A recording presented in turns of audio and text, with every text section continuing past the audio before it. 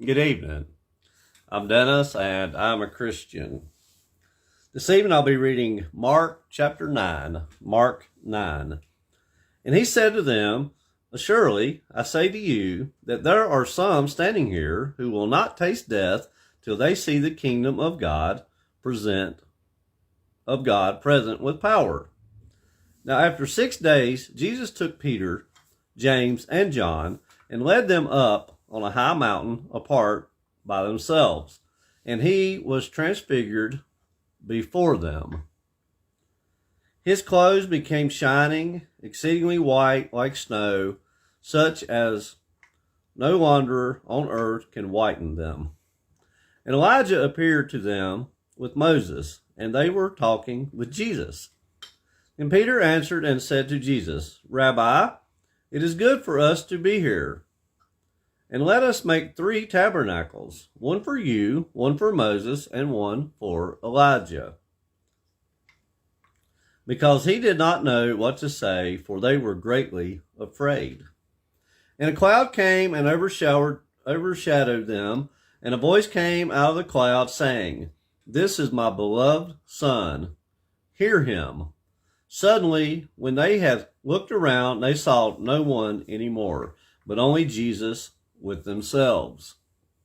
Now, as they came down from the mountain, he commanded them that they should tell no one the things they had seen till the Son of Man had risen from the dead. So they kept this word to themselves, questioning what the rising from the dead meant. And they asked him, saying, "Why do the scribes say that Elijah must come first?" Then he answered and told them, "Indeed, Elijah is coming first and restores all things. And how is it written concerning the Son of Man that he must suffer many things and be treated with contempt? But I say to you that Elijah has also come, and they did to him whatever they wished, as it is written of him." And when he came to the disciples, he saw a great multitude around them, and scribes disputing with them.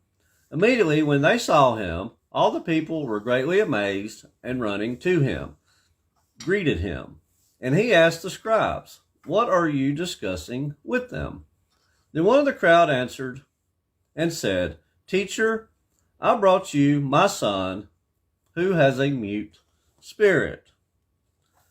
And wherever it seizes him, it throws him down. He foams at the mouth, gnashes his teeth, and becomes rigid.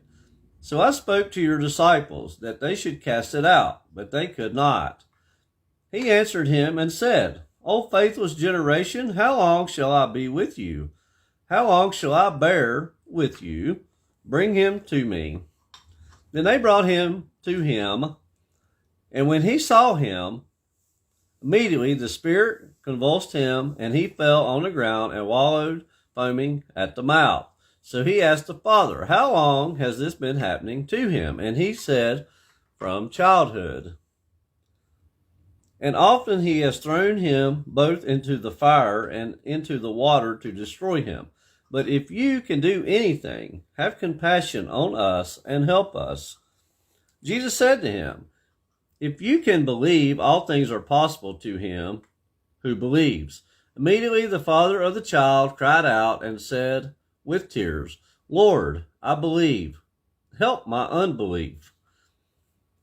When Jesus saw that the people came running together, he rebuked the unclean spirit, saying to it, "Deaf and dumb spirit, I command you, come out of him and enter him no more." Then the spirit cried out, convulsed him greatly, and came out of him. And he became as one dead, so that many said, "He is dead." But Jesus took him by the hand and lifted him up, and he arose. And when he had come into the house, his disciples asked him privately, "Why could we not cast it out?" So he said to them, "This kind can come out by nothing but prayer and fasting."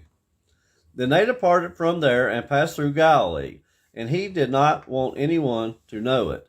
For he taught his disciples and said to them, The Son of Man is being betrayed into the hands of men, and they will kill him. And after he is killed, he will rise the third day." But they did not understand this saying, and were afraid to ask him. Then he came to Capernaum, and when he was in the house, he asked them, "What was it you disputed among yourselves on the road?" But they kept silent, for on the road they had disputed among themselves who would be the greatest. And he sat down, called the 12, and said to them, "If anyone desires to be first, he shall be last of all and servant of all." Then he took a little child and set him in the midst of them. And when he had taken him in his arms, he said to them, "Whoever receives one of these little children in my name receives me. And whoever receives me receives not me, but him who sent me."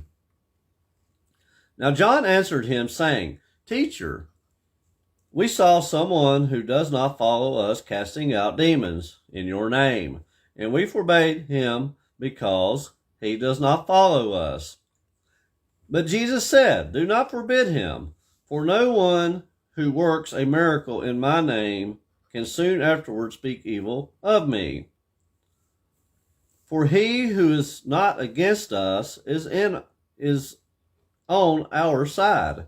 For whoever gives you a cup of water to drink in my name, because you belong to Christ, surely I say to you, he will by no means lose his reward.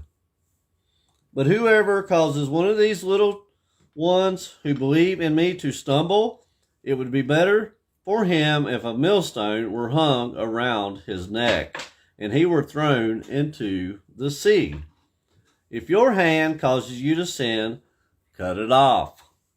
It is better for you to enter into life maimed rather than having two hands to go to hell, into the fire that shall never be quenched, where their worms does not die and the fire is not quenched.